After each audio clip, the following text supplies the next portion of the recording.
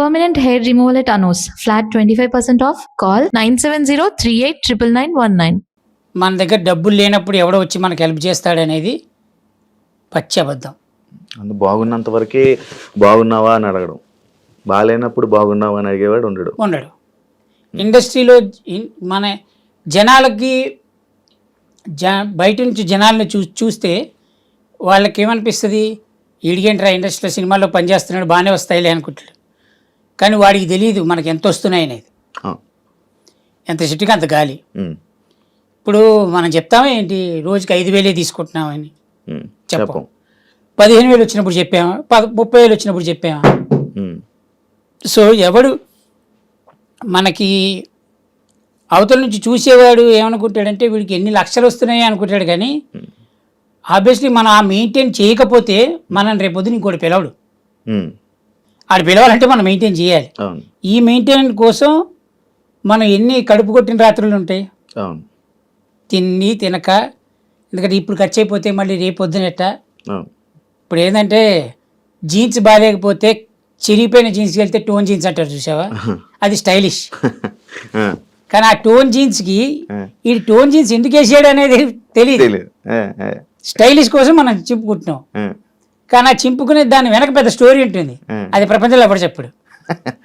అలానే ప్రతి artist life ఏంటంటే గాజు వెనక బొమ్మ. వాడు ఎంత అందంగా తయారైతే కింద నుంచి వెళ్ళేవాడు చూసి భలే ఉన్నాడు అంటారు. కానీ ఆ గాజు ముందు ఆ జనాలు చూడడానికి ఈ బొమ్మ దగ్గరికి రావడానికి వెనక ఎన్ని బొమ్మలు వేసుకున్నాడు అనేది వీడికి మాత్రమే తెలుసు. అన్న నీకు చాలా మంది ఫ్రెండ్స్ కదా, పెద్ద బ్యాగ్ పెద్ద ఎక్కువ, చాలా ఎక్కువ మంది, నాకు ఎక్కువ సర్కిల్ ఎక్కువ. ఆ సర్కిల్లో ఎవరు చూడలేదా పోనీ ఏమని, లైక్ ఇలా అన్నకు మనం తోడుండాలి, అన్నకి ఏదో ఒకటి చెయ్యాలి అని అదేంటున్నారా. మనం ఎక్స్పెక్ట్ చేయకూడదు ఫస్ట్ థింగ్. ఆ టైంకి వచ్చినోడు మనకి హెల్ప్ చేసినోడు చాలా గుడ్ పర్సన్. మనతో పాటు ఉండేవాడు బెస్ట్ ఫ్రెండ్. బెస్ట్ ఫ్రెండ్ అయినా హెల్ప్ చేసేవాడైనా ఏదైనా financially no one will help. డబ్బుతోటి ఎవడు నీకు హెల్ప్ చెయ్యడు, ఇది పక్కా రూల్. ఇది ఎందుకంటే వాడి దగ్గర ఉండొచ్చు ఉండకపోవచ్చు, మనం కంప్లైంట్ చేయడానికి లేదు వాడిని. మన దగ్గర డబ్బులు ఉంటేనే, నేనేమంటానంటే ఆ డబ్బు ఉంటే బతుకు, డబ్బు లేకపోతే చచ్చిపో. అంటే ఇవన్నీ బయట జనాలు మాట్లాడే మాటలుంటాయి, కొన్ని పతివ్రత మాటలంటారు. మనం ప్రేమిస్తే చాలు ప్రేమ వెనక్కి వస్తుంది, రెస్పెక్ట్ ఇస్తే అవతలుడు మనకు రెస్పెక్ట్ ఇస్తాడు. ఇవన్నీ మన లాంగ్వేజ్లో అద్భుతమైన కబుర్లు అంటారు, అయ్యే మాటలు. ప్రతి వాడు నీ చుట్టూ తిరిగే వాడు ఎవడైనా సరే నువ్వు బాగుంటేనే నీ చుట్టూ ఉంటారు, నువ్వు బాగాలేకపోతే ఎవరు ఉండరు. నీ ఇంట్లో పెంచుకునే కుక్కతో సహా రోజు దానికి చికెన్ మటన్ పెడితే నువ్వు డోర్ దిగనే పరిగెత్తుకొచ్చి మీద ఎక్కుతుంది. ఒక 2 నెలలు పెట్టకు, డోర్ తీస్తే మూల కూర్చొని ఉంటుంది రా, అది వచ్చాడు బొక్కేయడని తిరుగుతుంది. అయిపోయింది, సింపుల్. అరే నీ కళ్ళ ముందు పెరిగింది అది కుక్క, నువ్వే పెంచావు దాన్ని, అదే పట్టించుకోదు. ఇంకా మిగతా వాళ్ళు మనం ఎక్స్పెక్ట్ చేయడం తప్పు, మనదే తప్పు అంట. మనదే తప్పు. మనిషిని ఎక్కువగా ప్రేమించడం మనదే తప్పు.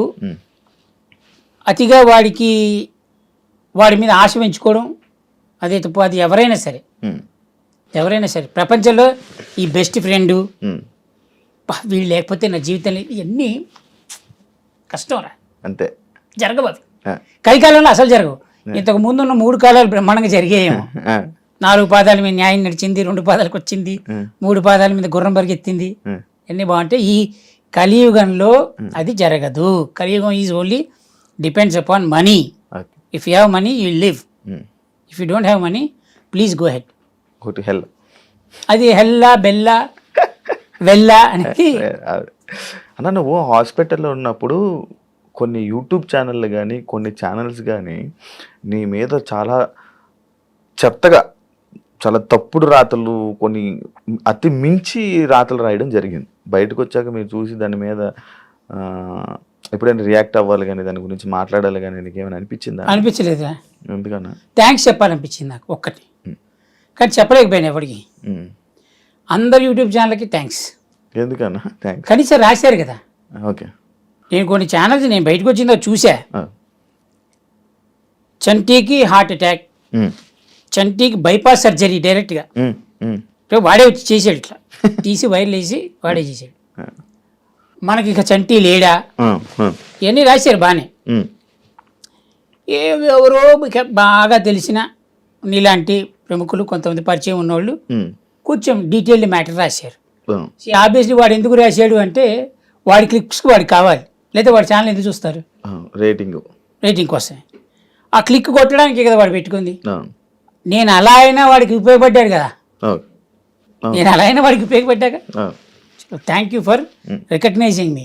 నేను ఒక హాస్పిటల్లో పడ్డాను అనే విషయం జనాలకు చెప్పారు కదా, thank you so much. Chalaki చంటన్ లైఫ్ అయిపోయింది అని కొన్ని ప్రచారాలు చేశారు కొంతమంది. ఎస్, వాళ్ళకి ఇచ్చే మీరు స్టేట్మెంట్? చలాకీ చంటి లైఫ్ అయిపోయింది అనడం కంటే బాగా తెలిసినోడు ఏమంటాడంటే గ్యాప్ ఇచ్చావేంటి అంటాడు. మన వాళ్ళుగా, ఎందుకంటే ఇండస్ట్రీ గురించి బాగా తెలుసు. కానీ గ్యాప్ ఇచ్చానా గ్యాప్ ఇచ్చారా అనేది తెలియదు. రైట్, భగవంతుడు సాక్షిగా చెప్తున్నా, నేను తినే తిండి సాక్షిగా, నా ఒంటి మీద ఉండే వస్త్రం మీద ఒట్టేసి చెప్తున్నా. నా ఒంటి మీద ఉండే వస్త్రం అనే పదం ఎందుకు మాట్లాడానంటే చూసే ఆడియన్స్లో కొంతమందికి మాత్రమే అర్థమవుతుంది వస్త్రం అనే పదం ఎందుకు వాడాను. ఓకే, వస్త్రం మీద ఒట్టేసి చెప్తున్నా, నాకు ఈగో ఉందని, నేను షూటింగ్కి వస్తే కొన్ని అడుగుతానని, నా గురించి బ్యాడ్ ప్రొపగాండా చేశారు. నాకు సంబంధం లేని విషయాల్లో నన్ను ఇరికిచ్చి నా కెరియర్లో జరగాల్సిన కొన్ని సంఘటనల్ని ఆపేసి అలా చేసిన ప్రతివాడు నా వస్త్రం మీద ఒట్టేసి చెప్తున్నా, ఇంతవరకు ప్రపంచంలో నేను ఎప్పుడు ఎవరికీ చెప్పలేదు, సర్వనాశనం అయిపోతారు ఆ కొడుకులు. ఆడెవడైనా సరే నేల నాకేస్తారు. ఇది నా శాపం, ఇది కడుపు బండతో చెప్తున్న శాపం ఇది. నాకు ఈగో ఉంది, నేను కొన్ని అడుగుతాను, ఇవన్నీ ప్రొపగాండా చేసి నాకు జరగాల్సినవన్నీ కొన్ని జరగాల్సిన సమయాల్లో ఆగిపోవడానికి, అది ప్రత్యక్షంగా కానీ పరోక్షంగా కానీ అలా ఆపడానికి కారణమైన ప్రతి ఒక్కడు సర్వనాశనం అయిపోవాలని నేను భగవంతుని రోజుకి 100 సార్లు కోరుకుంటాను. ఒట్టేసి శాపం పెడుతున్నా, ఆ భగవంతుడు నేను తినే తిండి మీద ఒట్టు, నేను నమ్మే దేవుళ్ళ మీద ఒట్టు, వాళ్ళు నా వెనకుంటే వాళ్ళు మాత్రం నాశనం అవుతారు. ఇప్పుడు ఇంకోటి చెప్తా, ఎదుటివాడు చెడు కోరుకోకు అని చెప్తారు చూడ, అది తప్పు. ఎందుకు కోరుకోవద్దు? మనం నాశనం అయిపోయి వాళ్ళు కోరుకుంటున్నప్పుడు మనం ఎందుకు కోరుకోవద్దు అంటారా? That's it. నువ్వేమీ భగవంతుడివి కాదు, సామాన్య మానవుడివి. నువ్వు కడుపుకు అన్నమే తింటున్నావు, వాడు కడుపుకు అన్నమే తింటున్నాడు. వాడు నా చెడుని కోరుకున్నప్పుడు నేను వాడి చెడుని ఎందుకు కోరుకోకూడదు? ఇప్పుడు రేపొద్దున ఇంటర్వ్యూ బయటకు వచ్చిన తర్వాత నువ్వు ఎలా అలాంటి వాళ్ళ గురించి మాట్లాడుతున్నావు అంటే వాడెవడో నీకు తెలుసు, ఎవడైతే కమెంట్ పెడుతున్నాడో. రైట్, నా చెడుని ఎవరు కొడుకున్నాడో నీకు తెలుసు. అలాంటి వాడితో సహా వాడు కూడా నాశనం అయిపోవాలి, సర్వనాశనం అయిపోవాలి. ఎందుకంటే నేను బాగాలేనప్పుడు నువ్వెందుకు బాగుండాలి? Simple policy. నేను బాగుంటే నువ్వు బాగుండాలని కోరుకుంటా. నేను నాశనం అయిపోవడానికి కారణం అయినోడు ఎవడైనా నాశనం అయిపోవాలి. అది that's human mentality, human tendency, human nature. ఇప్పుడు సముద్రంలో ఎక్కువ చెత్త వేసి అది రిఫ్లెక్ట్ ఎప్పుడో కొడుతుంది, మొత్తం అందరూ బిస్కెట్ అయిపోతాం.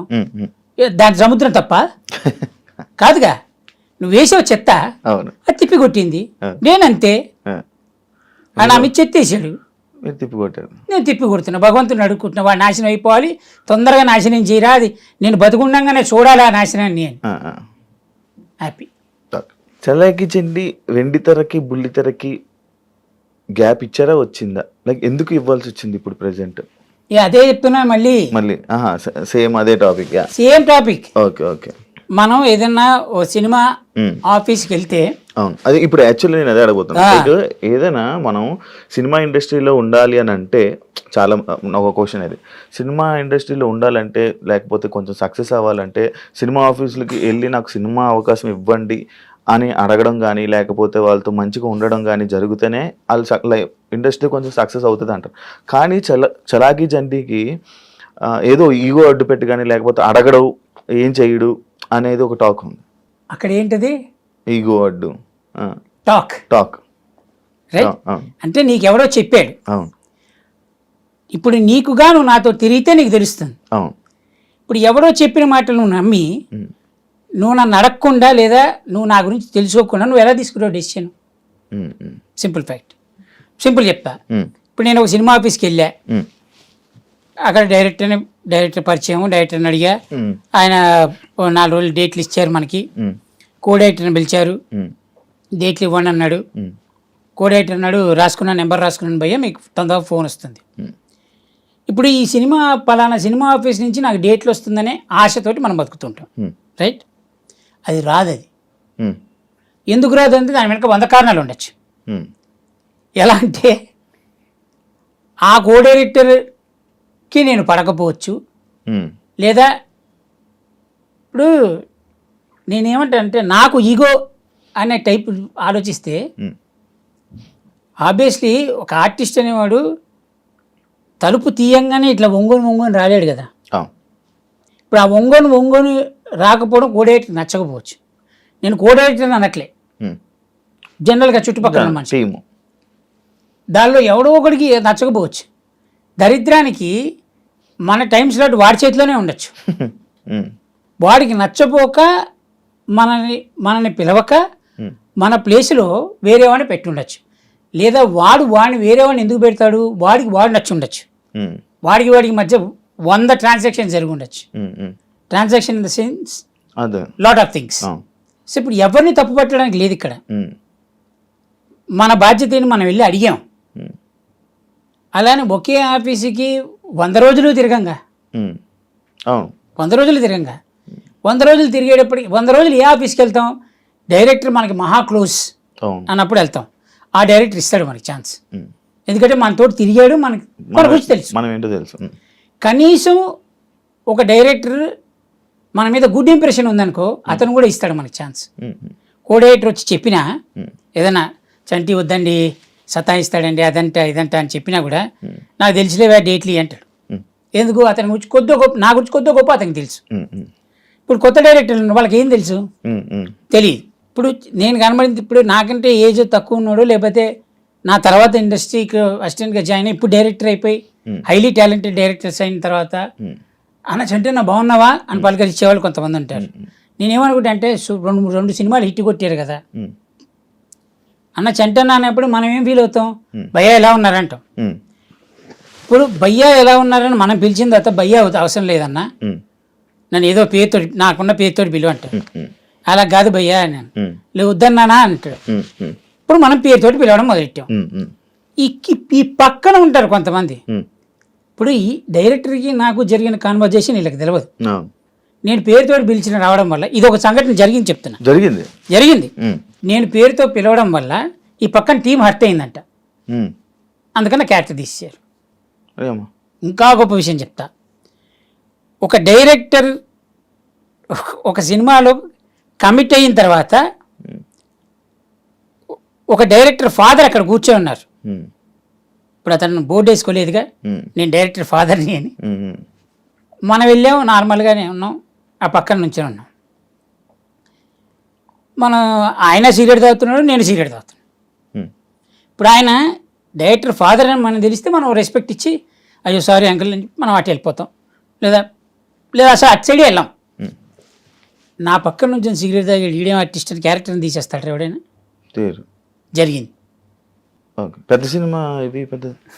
ఇలా చాలా జరిగాయి, నా ఒక్కడికి కాదు, ఉమ్, ప్రతి ఆర్టిస్ట్కి జరుగుతాయి. ఆ, ఇంకా ఏంటంటే ఉమ్, భజన కొట్టినంతసేపు నువ్వు ఎన్ని లంగా లఫూట్ పనులు చేసినా యు ఆర్ గ్రేట్. ఉమ్, భజన కొట్టకపోయి నువ్వు ఒక్క మంచి పని చేసినా అది వాడికి నచ్చలేదు అనుకోరా, నీ అంత గలీజ్గాడు ఇంకోలేడు. ఉమ్, ఇది ఆర్టిస్ట్ లైఫ్. ఓకే.